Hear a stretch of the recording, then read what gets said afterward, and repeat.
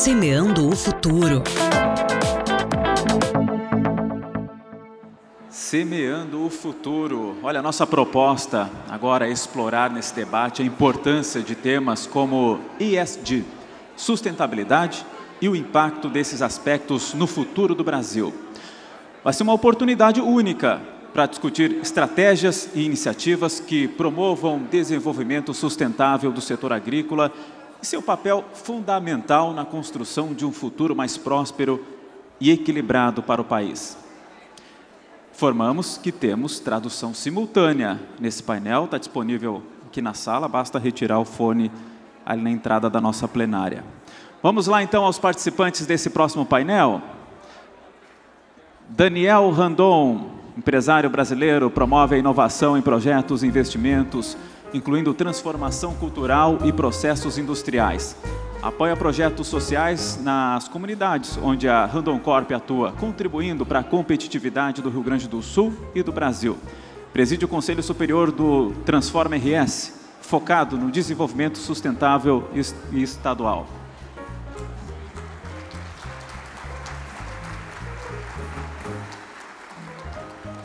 Estevão Sartorelli, cofundador e co-CEO da Dengo Chocolates. Com formação em engenharia de produção, sua paixão pelo cacau e chocolates o levou a criar uma marca focada em sustentabilidade e impacto social.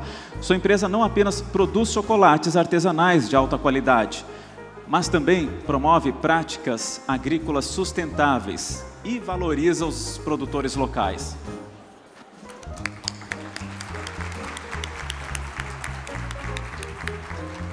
Michael Schellenberger, ambientalista, autor conhecido por suas opiniões sobre mudanças climáticas e energia nuclear. Fundou a organização sem fins lucrativos Environmental Progress e é autor de Apocalipse Never, onde critica o alarmismo ambiental. Suas visões provocam debates sobre políticas ambientais e soluções baseadas em evidências. Sejam todos bem-vindos aqui ao nosso painel, que vai ter a mediação da vice-presidente do IEE, a Paola Kozer Magnani.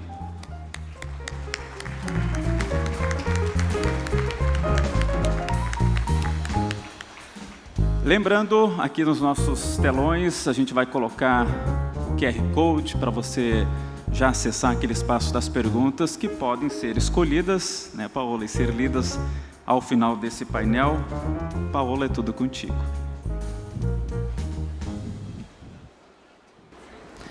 Bom dia a todos. Sejam muito bem-vindos ao painel Semeando o Futuro.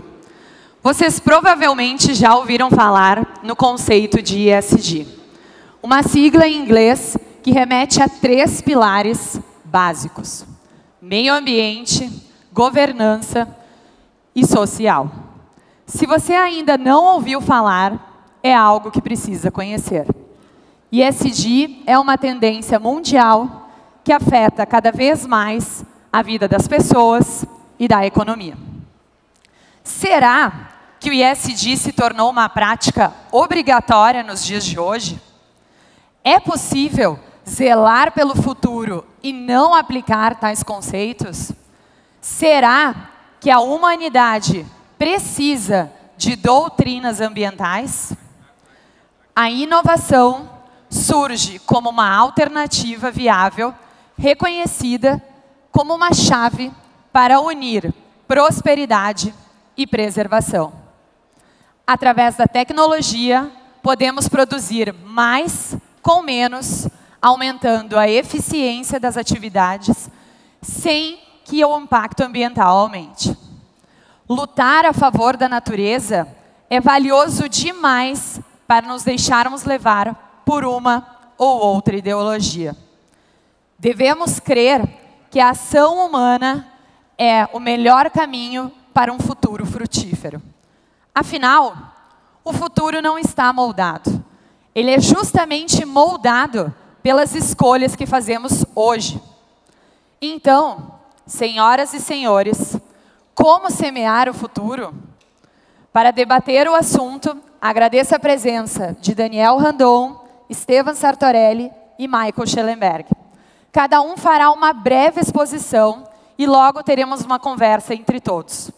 Convido os aqui presentes para participarem através do QR Code, que logo, logo vai aparecer no telão, enviando perguntas.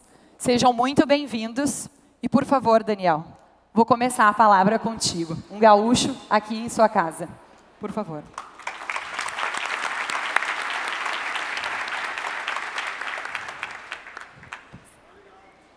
Alô. Obrigado, Paola. Bom dia, pessoal.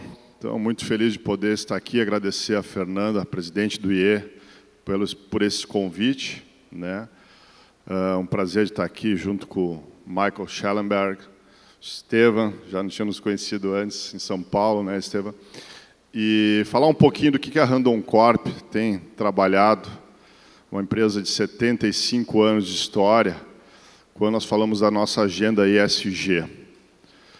Sem dúvida é um desafio cada vez mais, ainda mais na área de transporte, que se coloca aí como uma das principais áreas de emissões de gás com efeito estufa, podendo chegar próximo a 20% quando se inclui automóveis, transporte de todas as formas, desde aéreo, por rodovias e até por ferrovias.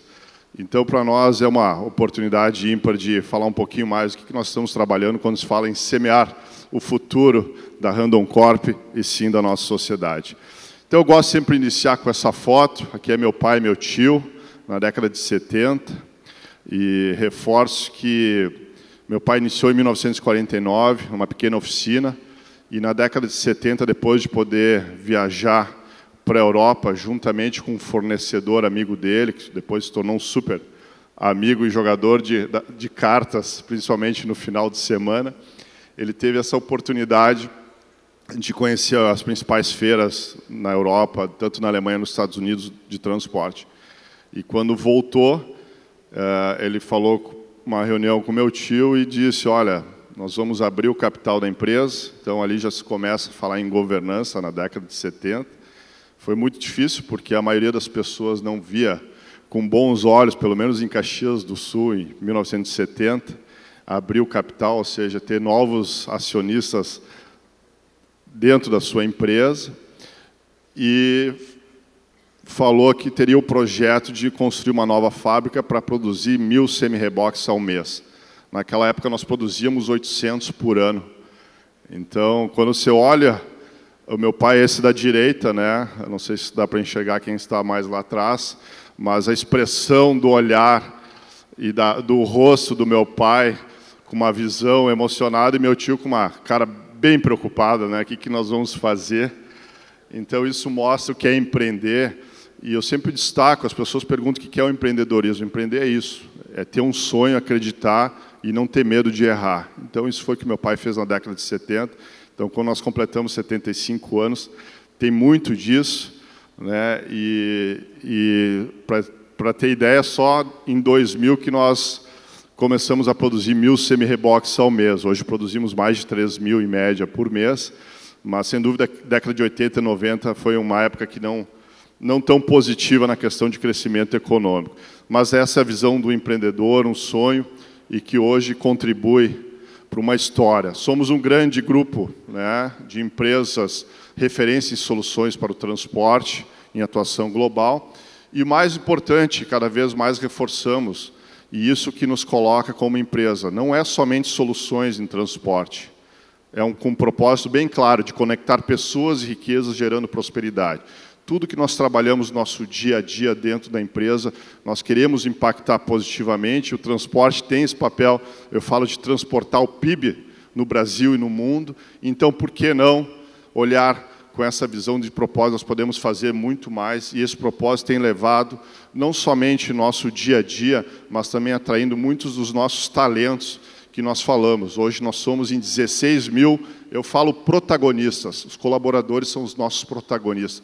São essas pessoas que fazem a diferença, são essas pessoas que têm autonomia, para que a gente possa ir hoje com mais de 32 fábricas, estar presente em mais de 120 países com os nossos produtos, com nossa marca. Então, para nós é um orgulho de poder estar presente no mundo com os nossos produtos e as nossas marcas.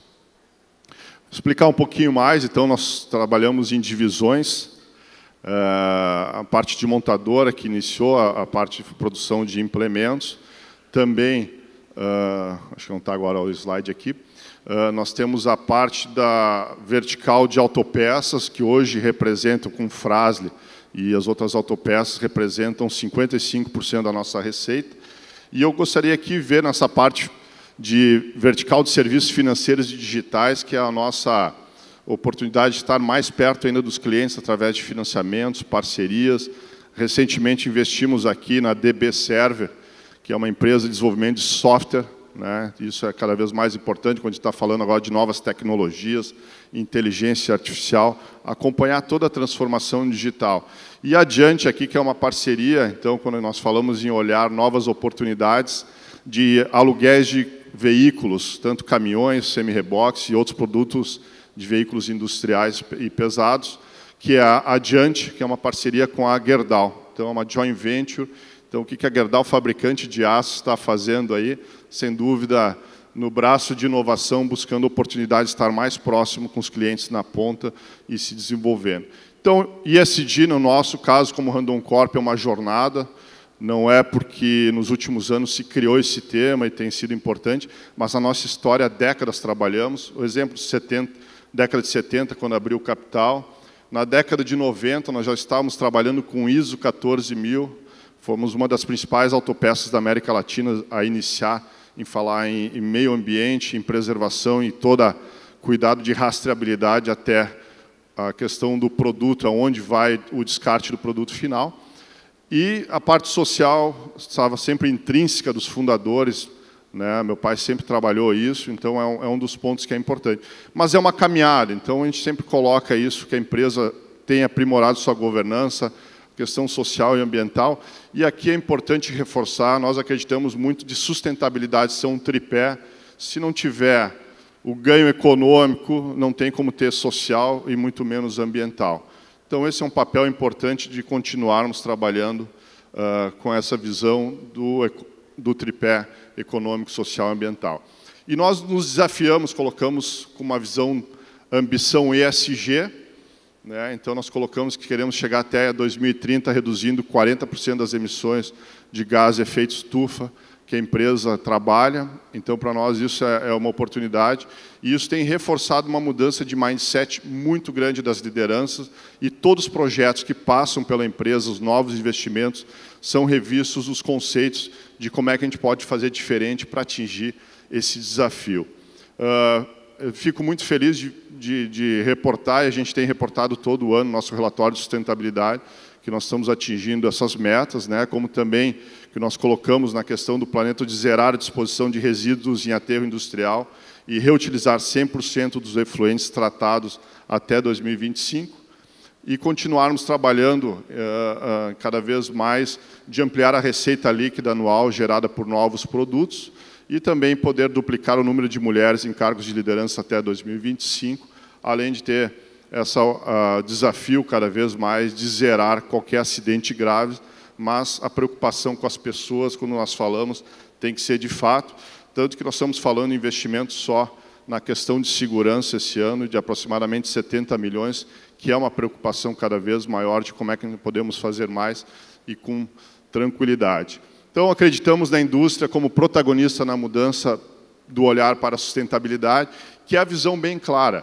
Ou a empresa toma a frente, toma a liderança e busca soluções, ou ela pode ser corresponsável, né, e muitas vezes ser até responsável por não tomar a sua visão. Então, nós queremos sair de um papel de responsável para um papel de protagonistas da mudança, e a questão do transporte, como tem um impacto importante nas emissões de gás com efeito estufa, nós acreditamos que nós temos que continuar trabalhando e tem muitas oportunidades.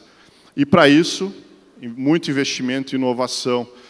E eu acho que o mais importante, quando a gente fala de mindset, muitas vezes as pessoas falam, puxa, nós vamos mudar um produto com outro material para melhorar, vai ter custos maiores.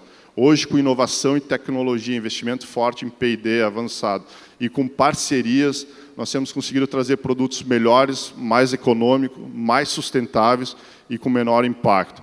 Então, aqui, como vocês podem ver, a Compost já hoje é um produto de compósitos que nós conseguimos reduzir de 50% a 70%, substituindo o aço e outros materiais em caminhões e semi-reboques, hoje já no mercado. O próprio exemplo da nova sapata ferroviária, nós fizemos um trabalho de medir a pegada de carbono desde o início da cadeia do fornecedor até a entrega final do cliente. E isso foi importante, porque se você não se conhece, você não tem os seus números, como é que você pode colocar metas, como é que você pode se desafiar? E esse é um exemplo, principalmente quando a gente fala na questão de crédito de carbono, uma grande oportunidade de negócio que está surgindo quando você consegue medir e mudar o projeto. Então, nós modificamos o design, mudamos os materiais, com custo praticamente valor agregado maior, e aqui nós reduzimos 43% da pegada de carbono desse produto. Então, nós começamos a medir, e se não tem como, se nós não conseguimos medir o que nós temos, como é que nós podemos chegar? E é o mesmo exemplo, né? Eu falo aqui, quem já ouviu falar que carreta parada é custo?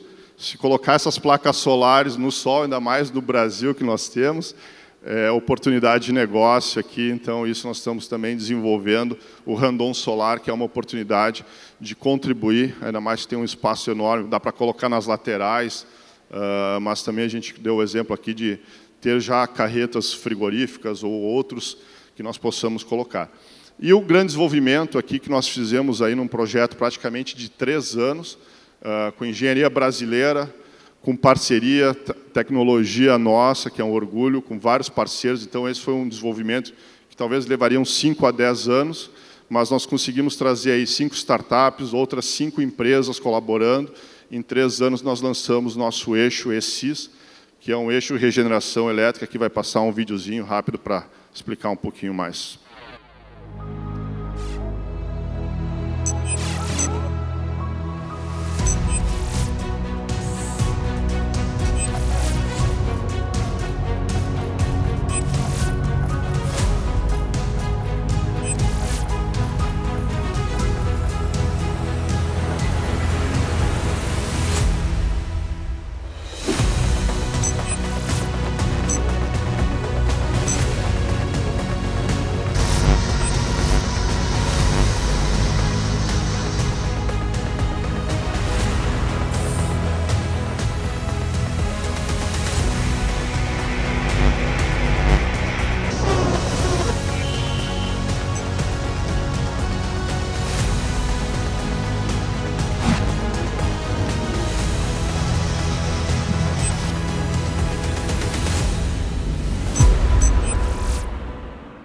Então, com esse produto, hoje, nós conseguimos reduzir até 25% do consumo de combustível, de diesel, de um caminhão, dependendo da rota. É um produto totalmente independente, ou seja, pode ser colocado na carreta, não precisa estar conectado com o caminhão.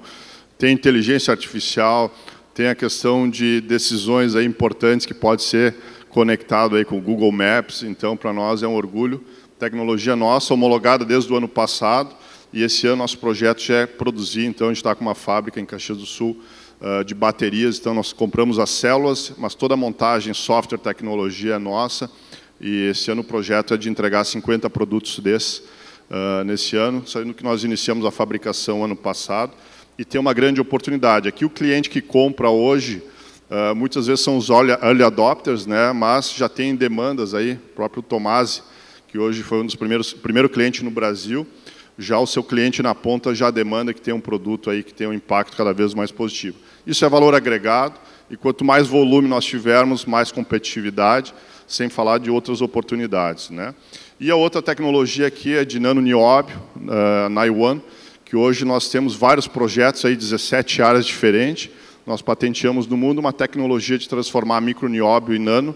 Então, exemplo, hoje misturado a tinta, nós já conseguimos aumentar 4 vezes a proteção de corrosão, e, além disso, reduz o tempo de cura da tinta. Então, isso, de fato, aí é menos gasto de energia, oportunidade. E na questão do Nano NAI-ONE, nós estamos desenvolvendo aí na área de resina, fundidos, até na parte de cosméticos tem oportunidade. Então, isso, quando nós olhamos hoje, é um negócio sustentável de oportunidades que pode transformar, principalmente quando a gente fala em nanotecnologia. Eu sou engenheiro mecânico. 1 mais 1 para mim é 2. Parece que engenharia química, 1 mais 1 nem sempre é 2. Então, com nanotecnologia, é impressionante as oportunidades exponenciais que tem. Um orgulho para nós, em 2023, quando nós olhamos de NPI, né, o ranking dos maiores depositantes de patentes de invenção residente no país, Instituto Hercílio Randon é nosso instituto, é uma ICT, Instituto de Ciência e Tecnologia. Hoje são 60 pessoas que trabalham ali, conectada com 15 startups e mais vários pesquisadores que nós temos com parcerias com universidades. No total são 90 pessoas com PhD, mestres que conseguem nos ajudar a desenvolver vários projetos.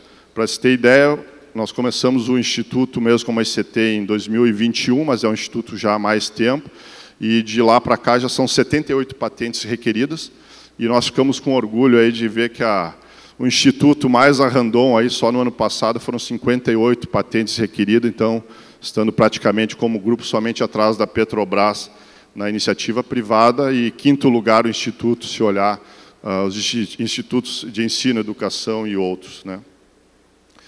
E isso reforça, então, hoje, quando nós falamos de oportunidade de negócio, na parte dessa ambição ESG, das metas, o exemplo, nós fechamos um contrato de empréstimo com o IFC, que demandou aí praticamente algum bom tempo de negociação, mas nós conseguimos colocar as nossas cláusulas de ambição, que nós já temos aí, toda monitorada por eles, caso nós possamos atingir até 2025, 2030, que nós colocamos, nós vamos ter aí uma redução do custo, né, do empréstimo, que é uma oportunidade de se desconto no spread, e isso cada vez mais vão ter oportunidades na questão financeira, não somente de uma instituição financeira, mas também de investidores, então isso nós olhamos com bons olhos. Então, e coloca aqui o destaque que nós temos como oportunidade de marca e reputação, mostrando que a empresa busca esse protagonismo de inovação e tecnologia, então isso reforça cada vez mais a importância da empresa estar investindo. E aqui nós temos aqui também as novas invenções dos professores Pardais.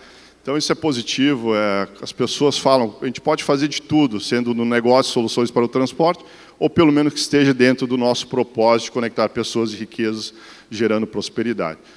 Também nosso Instituto Elisabetta Randon, nós apoiamos jovens de 6 a 16 anos no contraturno, mais de 300 jovens dentro das nossas empresas da comunidade, parceiros, e também com outras parcerias com mais outras cidades e parceiros que colocam outros quase 1.000 jovens. Então, nós estamos falando em quase 1.400 jovens no contraturno. Se fala tanto em educação, né, quando quer falar em semear o futuro, nessa turma que nós temos que investir cada vez mais. Isso iniciou lá atrás com meu pai, há 21 anos atrás, mas é o nosso papel cada vez mais de investir em jovens, quando se fala em turno integral, então o nosso apoio como contraturno tem sido importante. Vale aqui destacar, né, aproveitando aqui, estou vendo o próprio deputado Van Hatten e outros colegas aqui políticos, nós temos algumas leis que precisam incentivar e não coagir o investimento em ESG.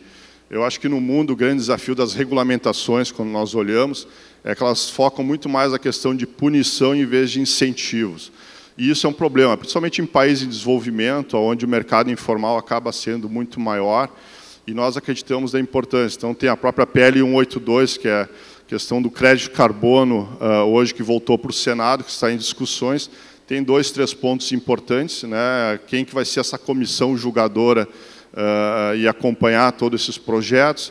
E o segundo ponto, como é que nós podemos criar incentivos para que as empresas invistam em tecnologias limpas, em vez de punir quem faz correto, e aí, de novo, reforça sempre o mercado informal. Mesma coisa que a CVM, né, regulamentação 192, 193, que são regulamentações aí que colocam aí até 2026, junto com a visão do IFRS, saber qual é o impacto do ESG na empresa. Então, de novo, a empresa de capital aberto compete não somente com empresas de capital aberto, mas com todo o mercado. Então, a gente só sugere que quem faz as leis e regulamenta elas, que faça de uma maneira que a gente possa ser incentivado, que as empresas busquem esse caminho, porque é uma caminhada, não é da noite para o dia, é um projeto de longo prazo, e isso, então, nós precisamos rever a forma como pensamos o futuro, e é através das pessoas, da inovação e das regras e incentivos. Então, não adianta falar que nós vamos chegar a reduzir nossas emissões de gás com efeito estufa e outros, se não tiver incentivos para que a sociedade, as pessoas e as empresas possam trabalhar. E aqui, de aprendizados importantes, que nós acreditamos muito na Randon Corp, Governança como ponto de partida em qualquer negócio, um alinhamento importante, dizer como queremos chegar, aonde, né, quem são nossos parceiros, qual que é o nosso propósito, qual que é o nosso planejamento. Então, o ESG é uma coisa que tem que estar intrínseca, não é...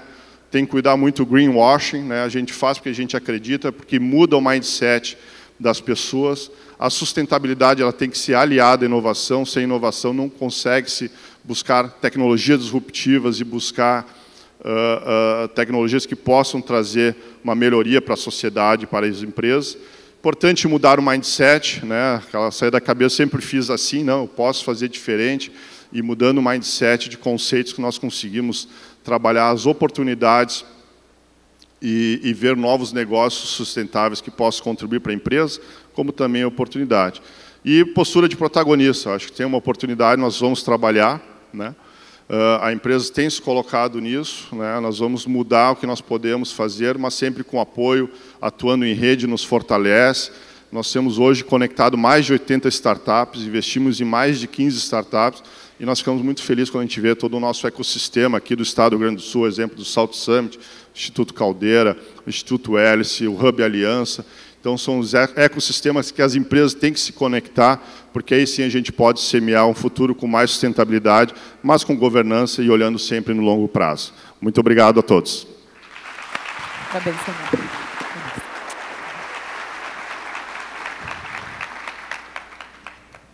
Estevam, por favor. Bom dia.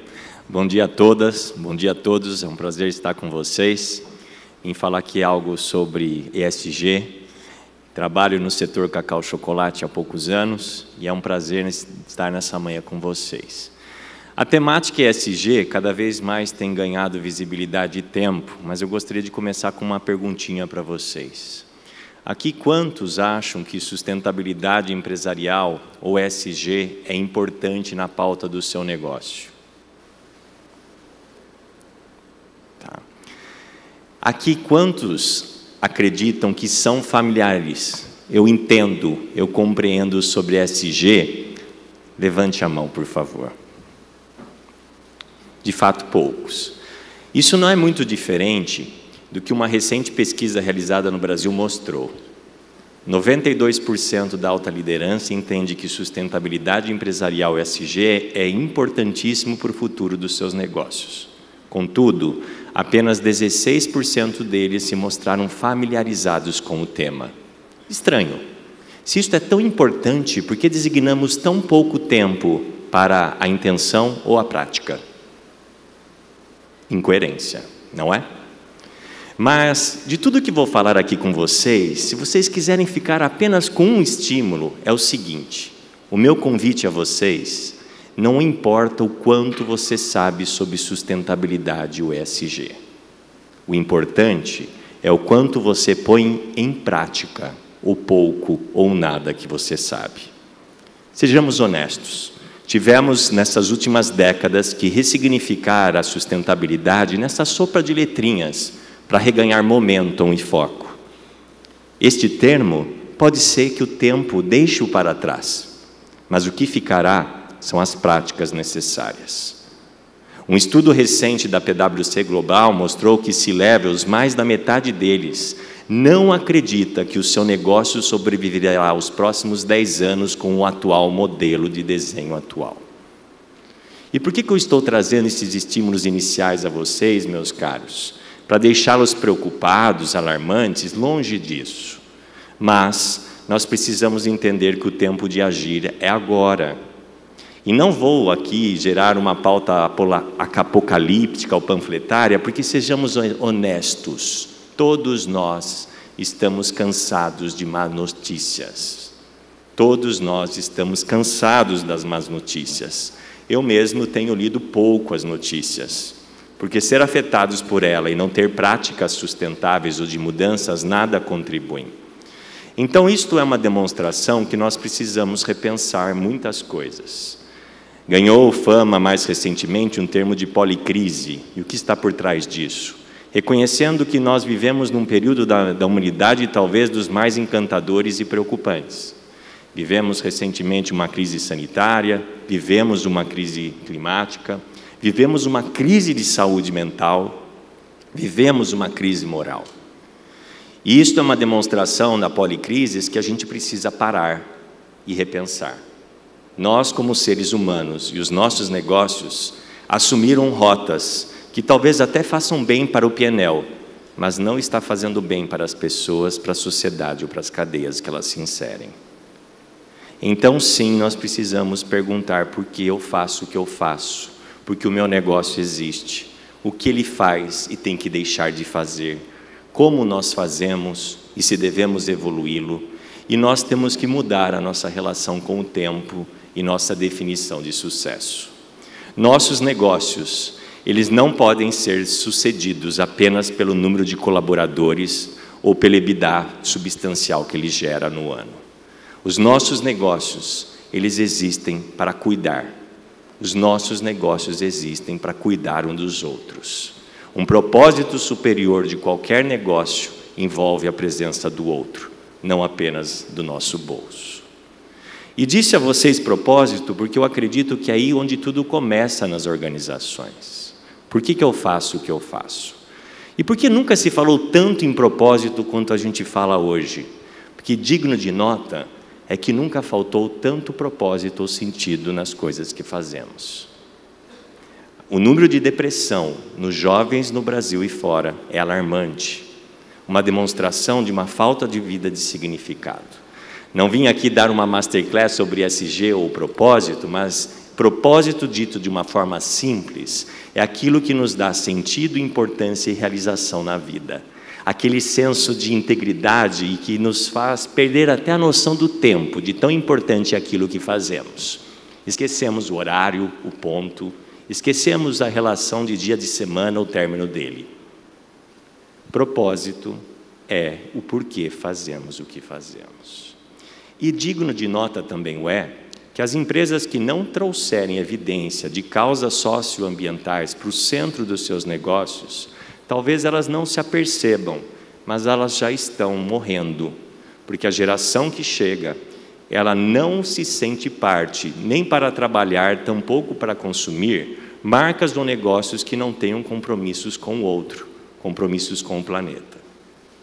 Isto não é mais uma questão, embora estejamos num fórum de liberdade, que venha falar sobre a oportunidade de fazer escolhas, ESG ou sustentabilidade não mais é para as organizações do futuro uma questão de escolha, é sine qua non, é uma questão de contenção de riscos, é uma questão de mantermos negócios prósperos, saudáveis e lucrativos para o futuro.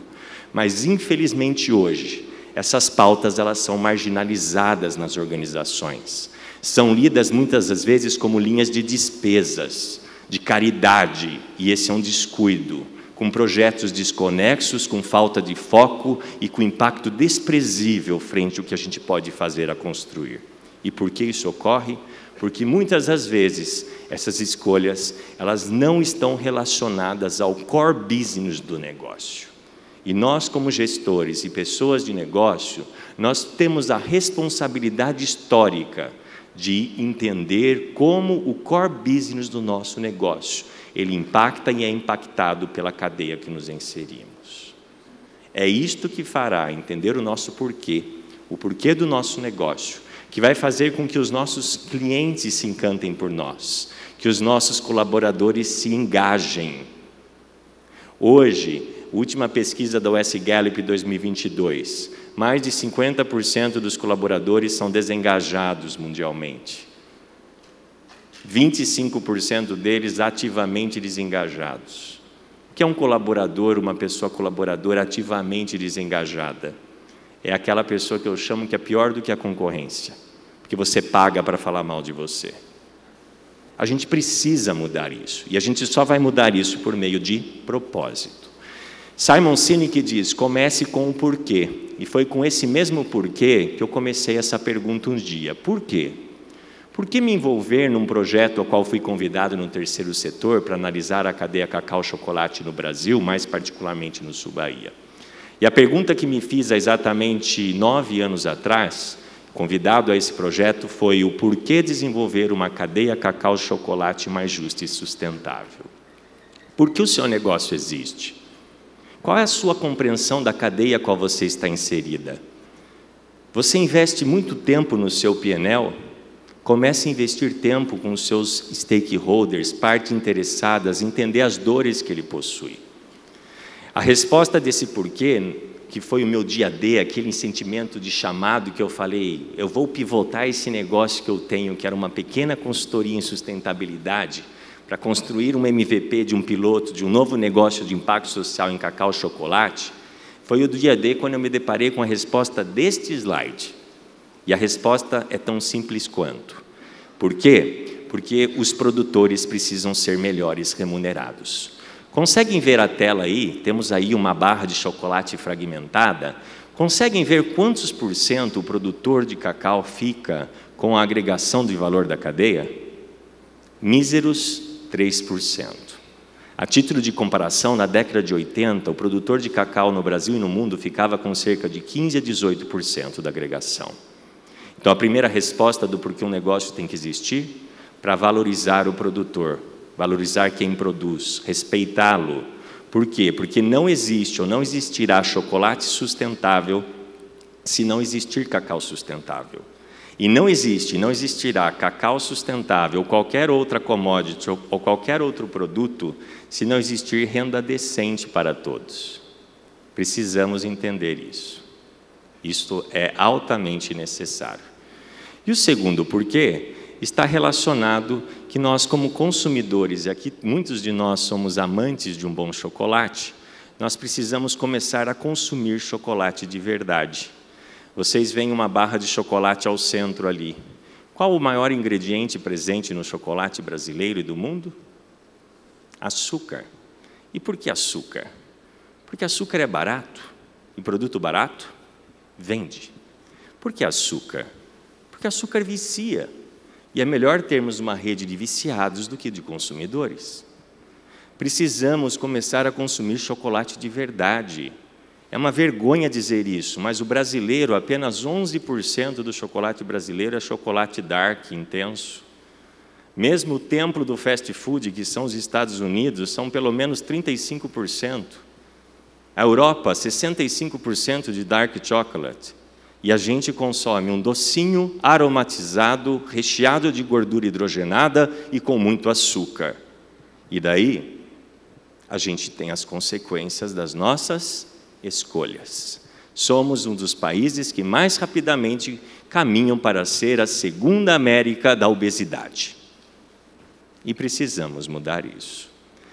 O porquê a dengue existe? Tão simples quanto vemos nesse slide, porque nós reconhecemos que produtores precisam ser melhor remunerados e a gente precisa oferecer ao mundo e ao nosso consumidor um chocolate que leva mais cacau e menos açúcar.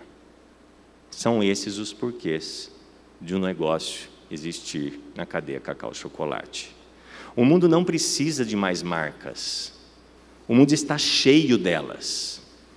O que o mundo precisa são de negócios que se comprometam com causas sociais e ambientais. E como que nós temos procurado a fazer isso na Dengo, que é um negócio que surgiu há poucos anos?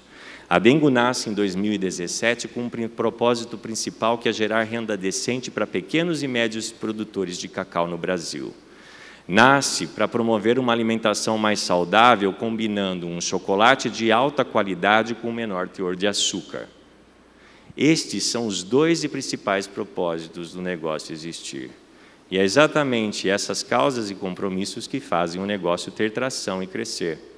Porque o mero fato de estarmos numa gôndola ou fora dela, com uma apresentação de sou bonitinho, sexy e bem embalado, já não mais é suficiente para a prosperidade e o futuro dos nossos negócios.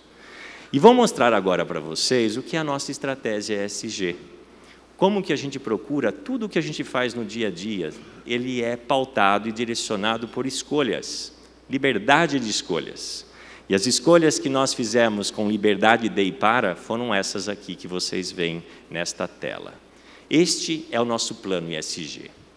Respeitamos quem produz, inspiramos quem consome e conservamos a natureza. Como? Como fazemos isso? De forma bastante prática e direta ao ponto. Remuneramos mais o produtor de cacau de 70% a 245% acima de bolsa, porque acreditamos que transferência de riqueza é o principal mecanismo para nós evoluirmos a renda do produtor. A título de curiosidade, em 2023, o produtor de cacau que fornece cacau de qualidade a Dengo, ele recebeu mais do que o dobro do que o pago ao mercado. Mas pasmem, meus caros, mesmo ele recebendo mais do que o dobro do que o preço pago pelo mercado, apenas 43% desses produtores atingem o que a gente batiza de conceito de living income, ou renda digna. Estamos só começando. Temos muito a fazer, mas são os nossos atos, as nossas escolhas de negócio e consumidores que vão permitir-nos esta construção. Respeitamos quem produz por gerar capacitação gratuita e diversificar também a fonte de receita desses produtores. Cada um desses produtores que visitamos, procuramos entender o que além de cacau ele fornece. Eu tenho a banana, eu tenho o cupuaçu, eu tenho o açaí. Temos produtores que têm um belo pomar, e por que não utilizar essas outras culturas para oferecer ao consumidor chocolates com frutas e castanhas brasileiras que permitam a gente diversificar a fonte de receitas desse produtor? Sobre uma ótica de inspiração, o que nós procuramos fazer? Nós procuramos promover, como somos B Corp, capitalistas conscientes, membros do Pacto Global da ONU, nós procuramos promover um alimento mais saudável por meio de um consumo mais consciente. E uma das formas que procuramos fazer isso é por reduzir embalagem. O melhor produto é aquele que não é embalado. O melhor resíduo é aquele que não é gerado. Cuidado com a pílula do autoconforto de, é reciclável. Muito hoje é reciclável, mas apenas poucos % de fato tem um destino correto no Brasil para uma reciclagem devida. Então, nós precisamos escolher as coisas menos pela forma, pela casca e mais pelo conteúdo. Como que nós temos procurado fazer isso? Pelo menos hoje, 1/3 de nossos produtos já são comercializados na versão a granel. E eu brinco que a granel é mais velho do que andar para trás. Porque quantos de nós aqui não tínhamos nossos pais ou avós nos mercadinhos de bairro que íamos e ocasionalmente nós comprávamos o feijão, o arroz, a farinha, o pão e outros na versão a granel. A alimentação do futuro, sabe qual é? É a comida do passado. É aquela que leva sem químicos, aquela que é de verdade, que tem sabor do campo. Não aquela que vem do laboratório, é aquela que vem da cozinha. Fazemos isso por oferecer redução de açúcar, nada de gordura hidrogenada, nada de conservantes, e nada de conservantes, e nada de aromatizantes em nossos produtos. Promovemos isso também por não tivemos a ousadia e nem o privilégio de fazer o chocolate para o mundo. Bebemos isso de uma escola europeia. Mas nós nos orgulhamos com todo o prazer de ter lançado a primeira marca de chocolates que combina frutas e castanhas, seja o cupuaçu, a banana e outras criações inusitadas para o Brasil e para o mundo. E, por fim, temos o nosso pilar do environmental, o E do ESG, que está relacionado ao nosso pilar de conservação produtiva. Como procuramos fazer isso? 100% do nosso cacau vem de sistemas agroflorestais. O que são os ditos cujos sistemas agroflorestais? É o meio de você plantar uma cultura agrícola ou uma espécie madeireira debaixo de um sistema florestal.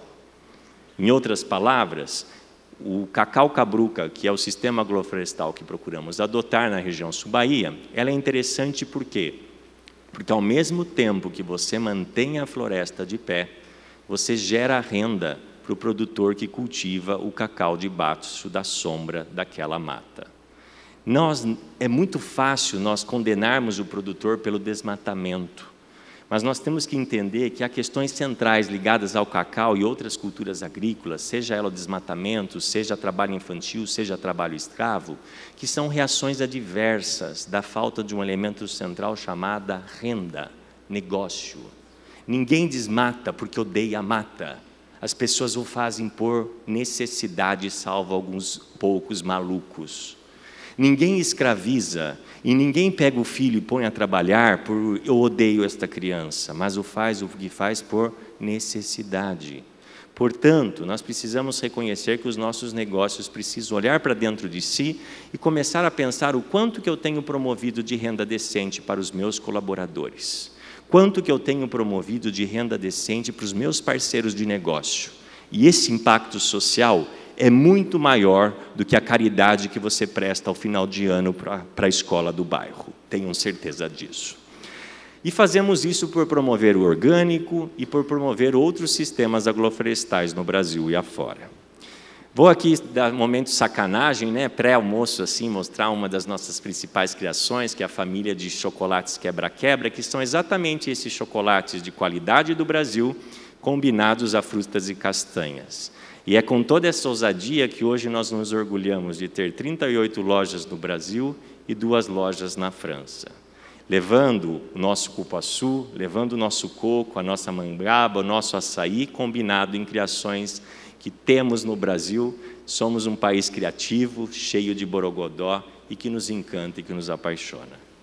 Fazemos isso por reservar e conservar a floresta, como vocês veem aqui, por meio desse sistema Cabruca. Aqui vocês veem um cacau sombreado na floresta. É um modelo que eu já comentei com vocês de conservação produtiva. Apenas 1 hectare de sistema agroflorestal Cabruca, ele sequestra mais do que o dobro de CO2 equivalente do que um cacau plantado em modelo convencional. Sem falar de outras perspectivas, como a água, a fauna, a flora, que são recuperadas na região. Procuramos analisar toda essa condicionante por meio dos ESGs ou das ODS da ONU. Trabalhamos com a ODS 2, a 12 e a 15, principalmente. E, para concluir, trago aqui alguns dos nossos impactos do último ano. Já somos hoje, em 7 anos, uma rede de mais de 200 produtores, com ganho mensal que ultrapassa os R$ 4.350. A renda digna, o living income, na região que atuamos no Brasil, é cerca de R$ 2.800. E pagamos mais do que o dobro no último ano. Quem faz isso não é a Dengo. Quem faz isso é o consumidor. Nós vivemos num Estado democrático e a gente acha que a nossa maior liberdade é o voto. Só que a gente esquece que algo maior do que o voto é o ato do consumo. O ato de consumo diz não só a pessoa que somos, mas o mundo que nós queremos construir. Ao escolher um Dengo, nós estamos fazendo essas escolhas para nós, para o outro e para o planeta. Obrigado.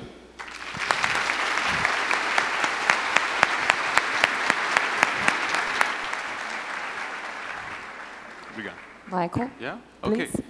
Bom dia. Bom dia. Vocês têm os headphones, eu vou falar em inglês. Já? Está bom? Ok.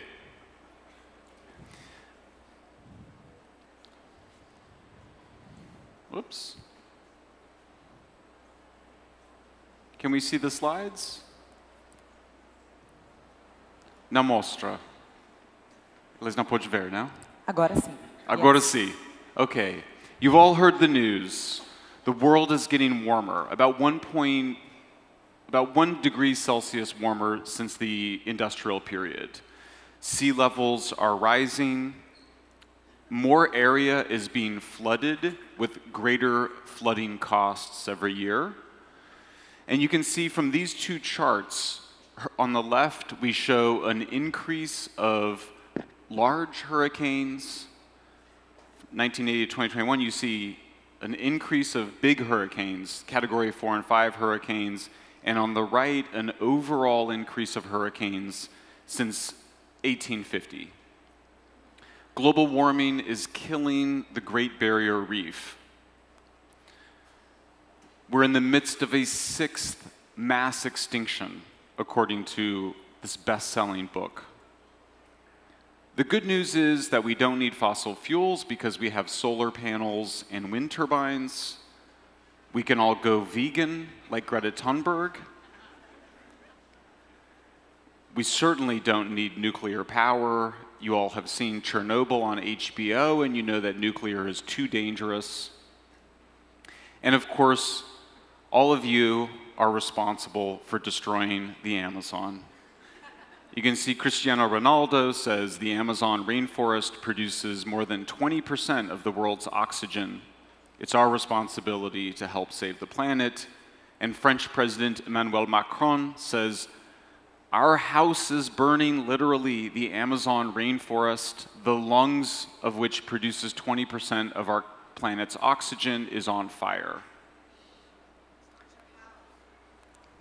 It's not my house. It's not his house. Now é casa dele. So I'm here to say, not so fast. While some of what we saw is true, other parts of it a bit exaggerated. So let's start with Brazil. Your carbon emissions have actually been going down for several years now. And when you see an increase in emissions, that's mostly because you had little rain that year and not as much hydroelectricity, and you had to burn more natural gas for electricity. Same story in the United States. Our carbon emissions have been going down since 2005, mostly as we've switched from coal to natural gas, which produces about half as much carbon emissions.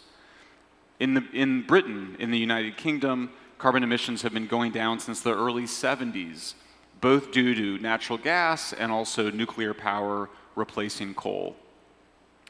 But you can see here, even at a per capita level in Brazil, significant reductions in your greenhouse gas emissions, mostly due to the expansion of hydroelectric dams, which produce very little carbon emissions, and also much cleaner burning vehicles, like we saw in the previous presentation. In fact, what you don't read about in the New York Times or A Folha de São Paulo or in Globo is that global emissions have been flat for the last decade. In fact, they were slightly declined between 2010 and 2020. And a big part of that is because there's been less deforestation and less burning of the Amazon. In fact, many people thought that total carbon emissions would peak in the last year in 2023 and then start going down permanently. Well, what about those floods that we saw, though? Well, it's true there's more area flooded, but that's not because there's more rain. It's because the cities near the rivers have been growing larger. So there's a larger area flooded just because the cities that are on rivers have been getting bigger. You can see the number of people that actually die from flooding deaths in Europe has been going down very significantly. Most of us have never met anybody who've died in a flood or in another natural disaster. What about sea level rise? Well, this is the climate impact that I'm the least concerned about. As you can see, sea levels were much higher about 1,000 years ago, and then they went down very significantly, and they've only now started going up to the same level that they were almost 1,000 years ago. But the other reason I'm not that worried about it is because I've been to the Netherlands. 1/3 of the Netherlands is below sea level, and some of it as low as 7 meters below sea level. And the Dutch are some of the wealthiest people in the world. Part of the reason for that is because they've had to use technology in order to adapt to worsening environmental conditions, or for difficult environmental conditions. So this idea that we are helpless in the face of environmental difficulties is contradicted by the fact that some of the wealthiest people in the world live in environmentally difficult places. Think of Japan, Sweden, Norway, Finland. These places get very cold and very difficult, and they've had to use technology in order to survive.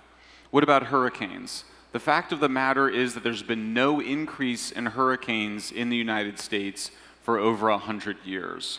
These two graphs are what people that like to censor call misinformation or fake news or disinformation, which I understand can get you thrown into prison in Brazil.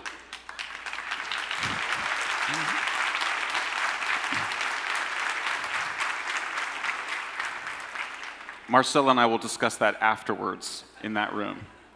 Nonetheless, these journalists should obviously be in jail because you can see that what they did is they cherry-picked the data from 1980 to 2021. Why didn't they include the data from 1850, from when it existed? Because then they couldn't show an increase. What about the chart on the right? It's true that we are detecting more hurricanes, but that's because of this amazing invention called satellites. Imagine before satellites, how did you know if there was a hurricane off the coast? You'd kind of look out there, I don't know, looks like a hurricane, might be. Now we know every hurricane that exists because we have satellites. That explains the entire increase in the Financial Times, which has been on the warpath about misinformation, not only spread disinformation, but has still failed to correct this misinformation. What about deaths from natural disasters? I don't know anybody that's died from a natural disaster. In the United States, about 300 people total die from natural disasters every year. Contrast that to drug overdose deaths, something I'm very concerned about. 112,000 Americans died from drug overdose deaths and drug poisonings in the United States, an increase from 20,000 in the year 2000. A 95% reduction in death rate overall. Why? Because we're so much better at protecting ourselves and our loved ones from extreme weather events. It's true that when a hurricane comes through Miami Beach, it causes more financial damage, but that's because there's more buildings on Miami Beach than there was 100 years ago. And so you can see that when you factor in rising development, greater wealth in harm's way, there's been a reduction in the total cost of natural disasters. All of these charts are drawn on from the only data set available to disasters. You can go check the data yourself. In fact, the number of disasters has actually gone down since the beginning of this century. Why is that? It's because to be counted as a disaster, you have to have a certain number of people die and a certain high cost. So as fewer people die from extreme weather events and there's lower costs, then fewer extreme weather events count as disasters. What about the Great Barrier Reef? Lo and behold, they discovered that it has more coral than it's ever had in 36 years. The person that studies the coral reef in Australia, his name is Peter Ridd, he was censored by Facebook for reporting the actual data of coral growth. They claimed that he was spreading misinformation. In fact, he was spreading accurate information. And they say, well, it has the most coral in 36 years, but that's only because we've been measuring it for 36 years. It could be that we have more coral than ever. We don't know, but we certainly know that the Great Barrier Reef is not dying. What about the 6th mass extinction? It's not happening. It's more fake news. Less than 1% of all species on Earth have gone extinct since the year 1500. Only 6% of all species are critically endangered. Now, to be clear, that's 6% too many. We don't want any species to be critically endangered. But that's a far cry from what counts as a mass extinction. A mass extinction has to be 90% of your species going extinct. In fact, those sea turtles that have become the icon of endangered species, it's a conservation success story. All we had to do was stop people from eating their eggs, which I hear makes a very fine soup in places like Nicaragua, but nonetheless, we've encouraged people not to eat the eggs and we have more turtles. In fact, it's really disrespectful to talk about the 6th mass extinction because the work that conservationists have done is so remarkable, and really nobody's done a better job on conservation than Brazil. You've conserved such large areas of the Amazon. You really should be regularly applauded rather than condemned by hypocrites like Emmanuel Macron.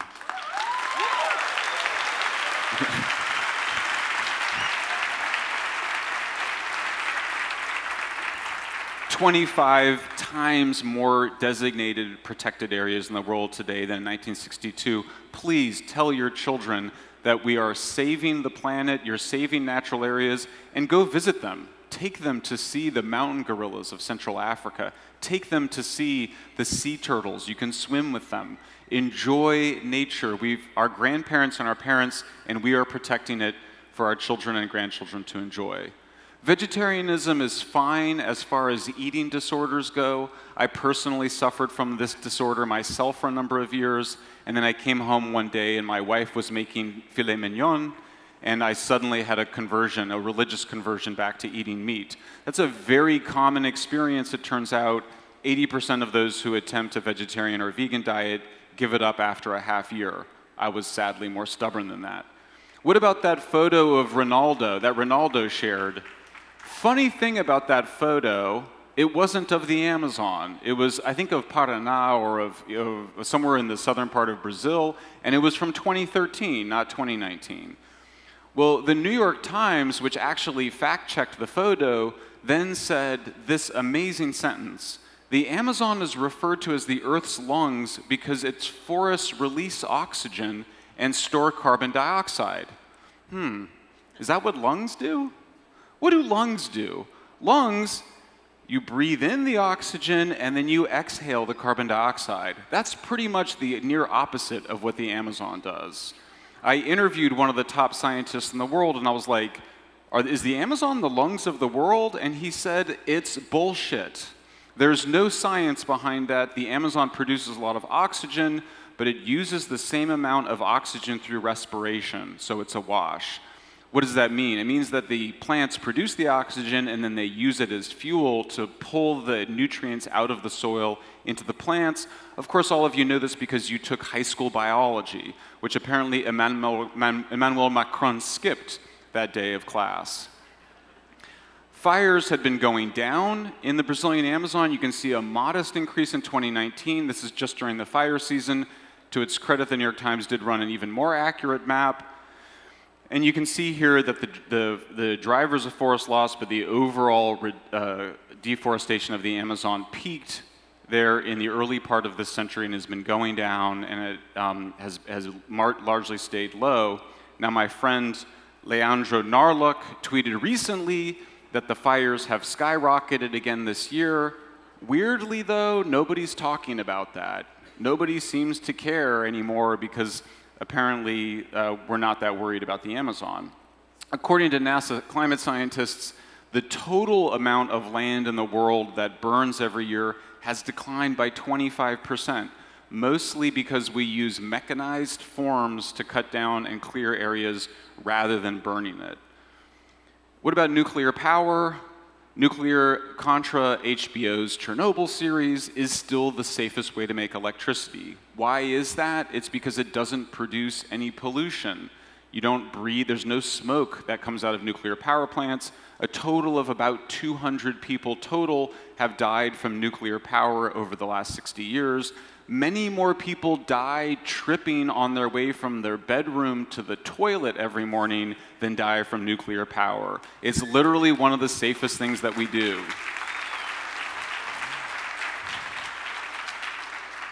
What about the coal consumption? Well, it turns out that coal use actually slightly went up last year. Why is that? Well, it's because Greta Thunberg and her comrades had actually repressed natural gas production, so we didn't have as much natural gas as we needed, and we burned more coal than we should have. If you would just produce more oil and gas, then we would continue to see reductions in air pollution and continue to make progress on this issue of climate change.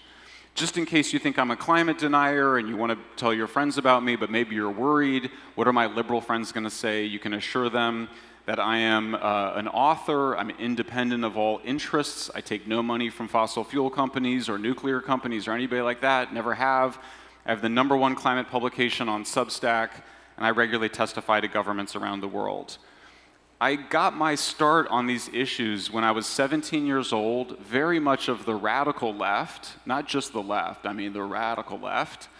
But I went to Nicaragua to help the Sandinistas, and I discovered a very poor country. People had to get their own water every morning, they had to fetch their own wood. It was a very hard existence, and I came to appreciate prosperity. I lived in Maranhão, and I helped the MST. I said I was very radical. Lived in a MST village, there I am on the right, you can see the year, 1995. And mostly the parents were like, how do we keep the kids on the farm? And then the kids would come to me and they'd say, how do I get off the farm? I'd like to go to the university like you do. How is that possible? Here I am in Rwanda, where I discovered in Central Africa that the people that were living in nature, supposedly in harmony with nature, were the poorest people in Africa, and they were constantly in fights with the local wildlife. People were struggling to maintain their crops while there were wild animals all around them. If you want to save nature, you want to move people away from it. That means that you want to be in cities with factories and modern energy. Cities are how we save the natural world. This is my book. It's happily on sale outside. I'll be signing copies later. It is not a book of denialism. There are environmental problems. The biggest environmental problem by far is poverty. We still have 2 billion of our fellow human souls trapped in backbreaking poverty, where they're in conflict with wildlife, they're using wood and dung for primary energy, the kids aren't able to go to school, diseases are higher, and it's the most environmentally destructive way to live. So let's just take a closer look at energy and the environment. You can see that thanks to modern energy production, human lifespans have increased over 30 years, or over 40 years, from 30 years old to 70. We grow more food on less land. So what this chart is showing is that where it used to take an acre of land to produce a fixed quantity of crops, it's now declined by more than half. We produce twice as much food on the same amount of land. And that means that there's more room for nature, for wild animals.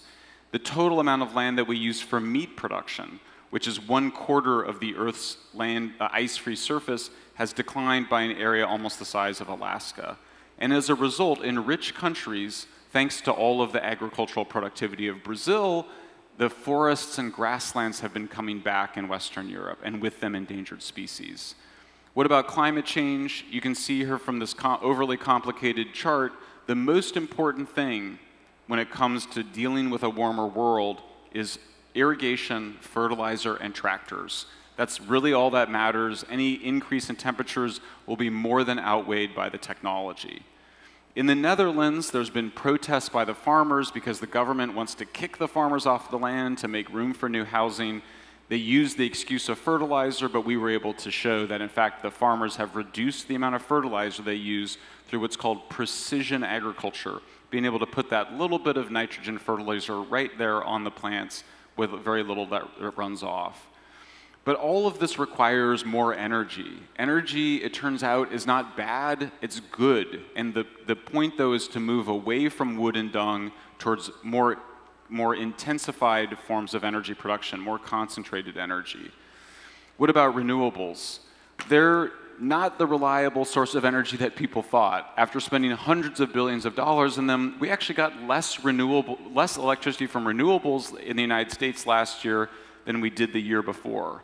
Why is that? It's because there wasn't as much water for the hydroelectric dams, and it wasn't as windy. So when if you're so worried about the weather becoming more extreme, it's very strange to be wanting to make your whole civilization more dependent on the weather. And so you can see as the cost of renewables has come down, it's actually made electricity more expensive. And the reason is you're having to deal with this chaotic instability of not just the sun coming down or not shining on some days, but also the wind requires more people, more machinery, more fuel, and more backup. And so you can see this was brilliantly predicted about 10 years ago, where the Germans said the more solar and wind you add, the less value it will have, because you'll have too much electricity from sunlight and wind when you don't need it. You'll have too little when you do need it. And so you can see Germany is still just 17% renewables despite all the hype, and most of it is from burning wood, not from solar panels. The problem with renewables is you require huge amounts of land, somewhere between 300 to 400 times more land as is required by a nuclear power plant. That's our last nuclear plant in California. Very happy to have played a role in saving it.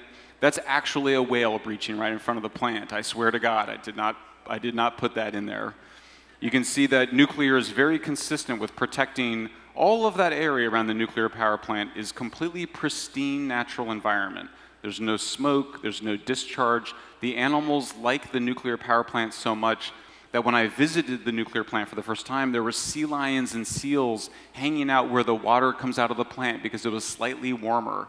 I asked the public relations person, I said, did you put those seals and sea lions there just for me? And they said, no, they come there every day. What about solar panels? It turns out they're made in barbaric conditions. The reason they come down in price is because the Chinese government subsidizes them. They make them with the cheapest, dirtiest coal in the world, and they don't have to pay for labor because it's the Uyghur Muslims who are held in large concentration camps near the plants. What about batteries? There's no chance of achieving reliability with batteries because it would cost nearly $1 trillion just to back up the US grid for 4 hours. So that raises this really interesting question. Why did everybody get this issue so wrong? Why is everybody wrong and I'm right? I've often wondered that question myself. The last 3 chapters of my book talk about it. The first is politics. Very powerful people who happen to control all of your news media didn't like your last president. You may be aware of that.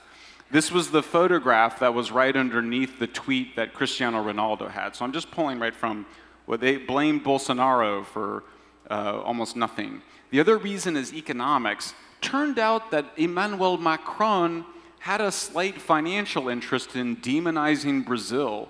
This is also from Dan Nebstad. The Brazilian farmers wanted to extend Mercosur, but Macron was inclined to shut it down because the French farm sector didn't want all that Brazilian food coming into France. You can see the manure that the French farmers dumped in front of the legislators that support him.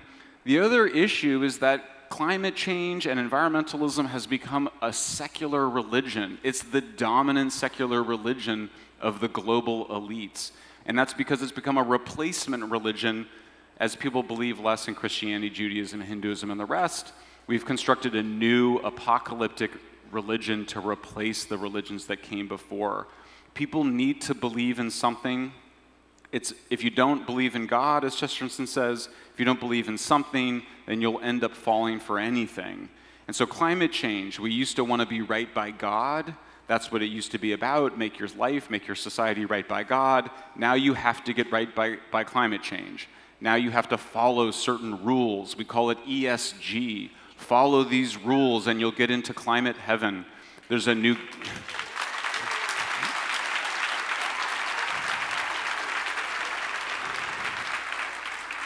It's the same story. We ate from the fruit of knowledge. The apocalypse is coming. Do what the priests, the scientists tell you to do.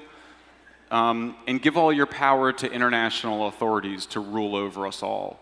That's the idea. There's also rising narcissism in the society. Why do you think that you should be able to throw soup at a Van Gogh painting? This is increasing disorders that contribute to this. Histrionic personality disorder, narcissism. So what we need is a new story. We need a new way to think about these things. It starts with love. Our opponents hate humankind. They hate human civilization. They really, in some ways, I think, hate themselves. The only way to counter that is to love humanity, all of humanity, and want for everybody to be able to live a wealthy, prosperous life.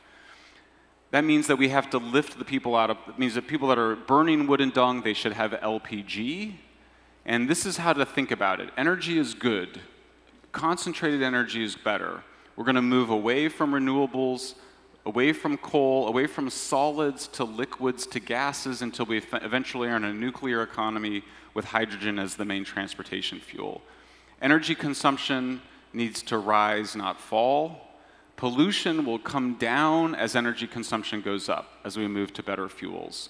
This is all of the nuclear waste that Switzerland has ever produced.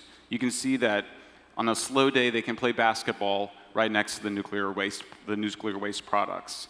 As opposed to, this is just a few of the wind turbine blades. You can see a little tractor there. Not sustainable, it turns out. They can't recycle the blades, they just bury them underground. So the picture here is dematerialization. If you want to save nature, we're going to use less of it. That means using less materials. Just think of your iPhone. You remember how you're used to, those of you that are old enough to remember, used to have a whole stereo system. Remember, like there was like the record player, the tape player, the CD player, and then there was something else you didn't know what it did exactly. And then you had these huge speakers.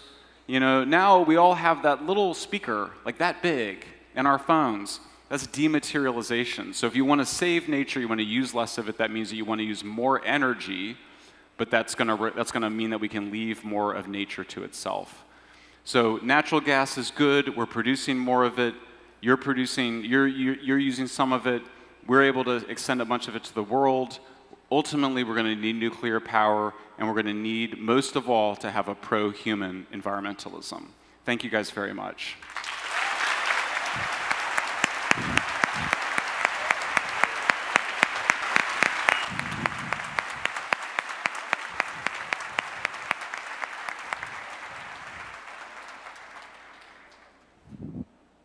Estamos com o tempo bem apertado, então vou tentar fazer uma pergunta com várias dentro e vou deixar o palco muito livre para vocês responderem como acharem melhor.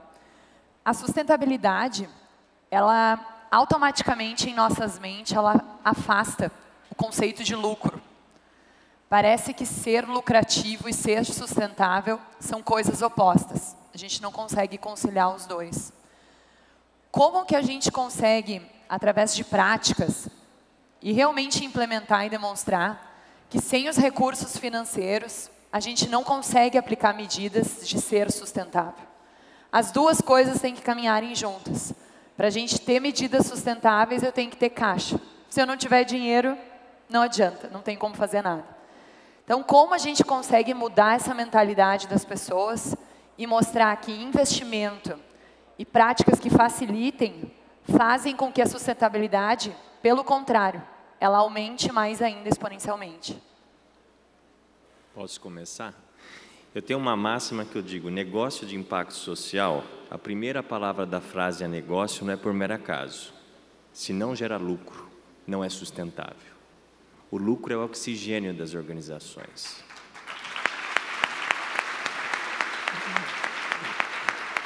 Contudo, entretanto e todavia, a gente sabe que muitas das vezes, como já dito, é comum a gente entender todas essas discussões de ESG mais como linhas de despesas do que investimentos de retorno no mundo dos negócios.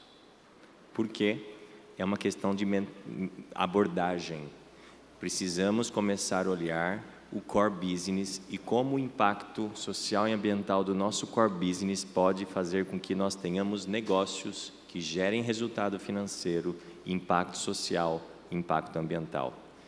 Infelizmente, hoje, muitas das práticas ESG são mais restícios de uma cultura de responsabilidade socioambiental do que qualquer outra coisa.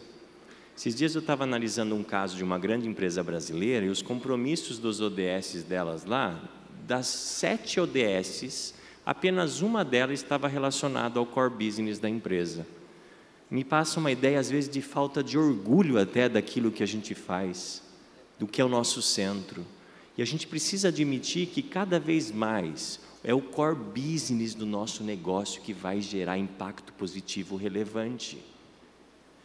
No mundo corporativo, qual é a pauta ESG que mais rapidamente caminha? É aquelas ligadas à redução de custo. Mas vamos ampliar essa perspectiva, vamos ampliar esse mindset de crescimento, de positividade que é possível. O mundo não vai acabar, mas as empresas que não fizerem um shift irão. Porque nós precisamos reconhecer que os negócios de impacto são aqueles que trazem para o centro do seu negócio esses compromissos socioambientais. Não é por menos que no caso que eu apresentei aqui, por que a gente procura remunerar melhor o produtor? Porque mais da metade do produtor no Brasil vive hoje com menos de um salário mínimo. E na África, que tem 75% do cacau do mundo, um produtor de cacau vive com míseros 0,5 centavos de dólar por ano. Não tem como a gente ter cacau sustentável se não tiver renda decente. Esse é o melhor compromisso que um negócio, neste caso, pode ter. Mas não rechear aquele monte de projetos desconexos, sem foco, que vão do apoio da comunidade ao projeto da escola. Eu não estou falando aqui o antifilantropia, tá? Filantropia é importante, o brasileiro doa pouco e doa mal. Nós, como empresários no Brasil e como sociedade, o Brasil, apenas 0,13% do PIB do Brasil é doado para doação. As referências do mundo, pelo menos 1,5% a 2%. Mas a filantropia e projetinho de responsabilidade social não vai mudar o mundo. Só para dar um exemplo, a gente pegando a perspectiva climática, estima-se que nos próximos 10 anos, apenas a perspectiva climática, nós vamos ter que investir cerca de 120 trilhões de dólares. O PIB do mundo no último ano foi cerca de 90 trilhões de dólares. Nem que nós doássemos todas as nossas fortunas, nós reservaríamos. Então, a doação tem seu papel. Mas uma estratégia de ESG não é uma estratégia de responsabilidade socioambiental. A gente precisa mudar esse shift. E essa mudança ela é importante. Isso é uma crença limitante nas organizações hoje. E muitos, às vezes, optam por negar a mudança necessária, E seja ESG ou não, gente, não entrem nessa. Não entre nessa discussão se isso é purpose washing ou greenwashing ou não. Como já dito, Paola, é a prática do negócio que vai dizer se ele vai ser sustentável no pronto. Mas essa prática tem que estar no centro do negócio e não marginalizado para nos dar mais aquele conforto de que a gente chama empresa do bem do que a gente chama boa empresa. Uma empresa ESG é aquela que no tempo ela simplesmente vai querer que as questões hoje submarginalizadas de ESG ela simplesmente tem a mesma valorização do que gestão de alta performance, gente. Uma empresa com gestão de alta performance é fundamental. A gente simplesmente precisa dar a mesma equidade entre valorização do capital, valorização das pessoas e valorização do negócio em igualdade. E sejamos honestos, nós nascemos numa geração que até poucos anos atrás nós falávamos que o propósito da nossa organização era maximizar lucro ou valor ao acionista. Esse mundo, você não vai achar mais um jovem que queira trabalhar nele. Se nós não trabalharmos no mundo que faz bom para o bolso, mas faz bom para o outro e para o planeta, nós não vamos ser o negócio dos próximos 10 ou 20 anos.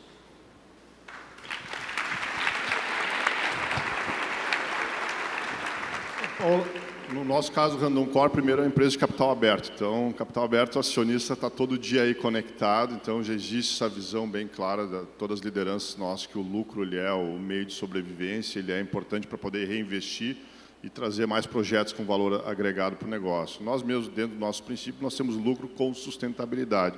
Então, a gente tem que mudar o conceito, né? Mudar o conceito do ou e colocar o e. Na verdade, é lucro, tem que ter o capital, tem que ter social, tem que ter o ambiental. É algo a longo prazo. Exemplo do eixo elétrico, nós desenvolvemos um produto que não é só os early adopters ou quem tem práticas de ESG. A gente tem trabalhado para buscar competitividade e é um exemplo. Então, nós conseguimos reduzir o tempo de transporte com esse produto que tem mais potência, que regenera energia. Nós conseguimos aí na ponta que às vezes possam transportar com um caminhão com menos potência e no final do dia a gente consegue mostrar o last mile, quer dizer, valor agregado no produto com tecnologia, inovação e sustentabilidade. Obrigada.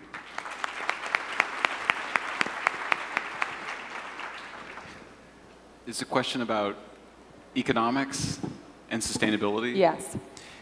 I think that one of the biggest myths is that protecting the natural environment requires paying more. That's an idea that was invented by economists and scam artists, as far as I can tell. Every single major energy transition has occurred by making the cleaner source of energy cheaper than the old one. So we moved from coal to natural gas because gas is cheaper than coal. Similarly, nuclear, when it's done right, is cheaper than coal and natural gas.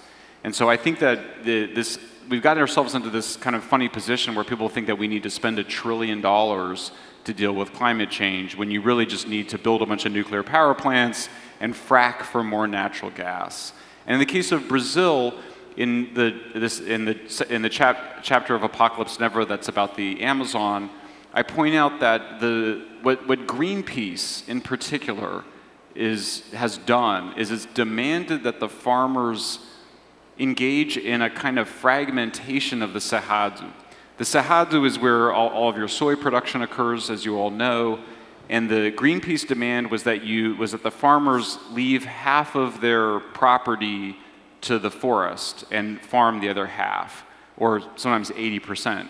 That's been a disaster because what the natural environment wants, what the species want and the forest wants, is to have a contiguous area of forest.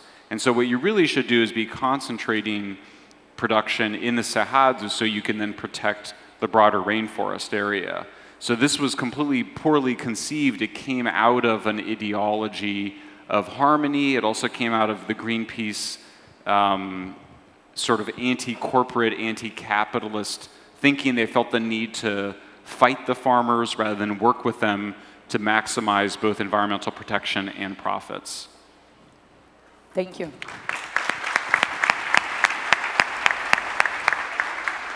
Senhoras e senhores, se encerra o painel aqui, Semeando o Futuro. Gostaria de agradecer a presença de todos e convido a continuarem conosco, que o dia está recheado de programações muito boas. Obrigada.